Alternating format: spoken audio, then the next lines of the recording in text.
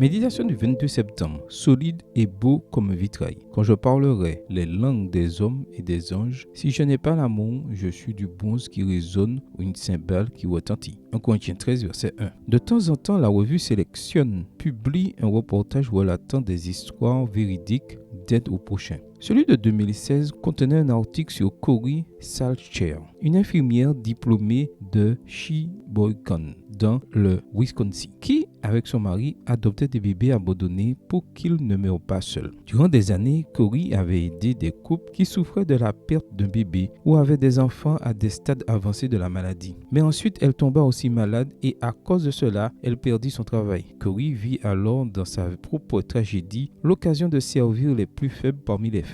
Elle se mit en contact avec le programme de famille d'accueil de l'hôpital des enfants du Wisconsin et là, elle commença son activité qui devint la passion de sa vie. En août 2012, Cory reçut un appel de l'hôpital. On lui demanda si elle pouvait adopter une petite fille de 2 semaines sans nom ni parents connus. Elle était née avec un hémisphère cérébral en moins et les médecins lui donnaient peu d'espérance de vie. Cory et son mari acceptèrent de s'en occuper. Ils l'appelèrent Emmaline. Immédiatement, elle devint la plus petite d'une famille où il y avait déjà 8 enfants. La petite vécut exactement 50 jours, mais durant ce peu de temps, Emmaline reçut plus d'amour que beaucoup dans toute leur vie. Le jour où Emmaline mourut, raconte Cory, tous les membres de la famille la prirent et l'embrassèrent. Pendant la nuit, Cory la tint sur sa poitrine et lui chanta « Oui, Jésus m'aime », la Bible me le dit. Au bout d'un moment, elle se rendit compte que la petite fille avait cessé de respirer. Elle a quitté ce monde tandis qu'elle écoutait le battement de mon cœur, dit-elle. Pourquoi Cory accepte-t-elle ses enfants dans sa famille, sachant qu'ils lui briseront le cœur? Parce qu'elle veut soulager la souffrance de ceux qui ne peuvent rien faire pour eux-mêmes. Bien sûr, les membres de sa famille souffrent chaque fois qu'un bébé meurt, mais en surmontant la douleur de la perte, leurs cœurs sont devenus comme des vitraux. Ces vitraux multicolores faits de morceaux de verre brisés qui, quand ils s'unissent, sont plus solides et plus beaux, précisément parce qu'ils ont été brisés. Mon cœur fut brisé à la lecture de ce récit, mais je demande à Dieu de m'aider à ramasser les morceaux et de le restaurer. Peut-être parviendra-t-il alors à être aussi solide et beau que vitrail. Ou encore mieux, parviendra-t-il à refléter un peu de la beauté du cœur du Christ. Prière, Père Céleste, crée dans mon cœur l'amour du Christ. Ce n'est qu'ainsi que je pourrai aimer comme il aima, servir comme il servit. Bonne journée à vous et que le Seigneur vous bénisse.